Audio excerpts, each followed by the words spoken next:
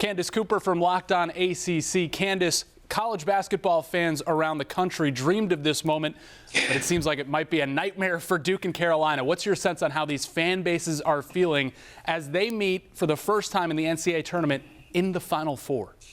You know, the people I talk to, I feel like it's surprisingly calm right now because it was a long week of buildup, so they didn't want to overwork themselves. But I'm sure as soon as the ball tips, everyone's going to be on edge. Every single bucket is going to matter. Everyone's heart's going to stop when they miss. So it's just one of those things where you can't overwork yourself, and hopefully the guys feel the same way. How did that game in Durham that Carolina came away with change the narrative or the trajectory for each of these squads?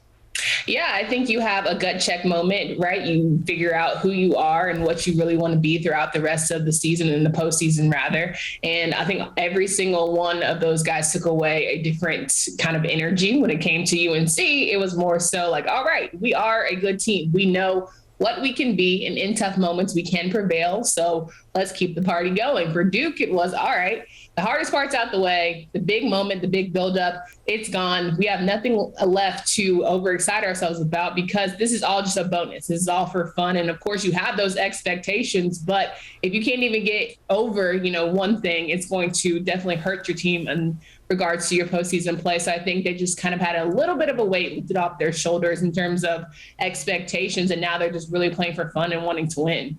All right, going to have you fill in the blank here. If Carolina wins, it's because the Tar Heels did what?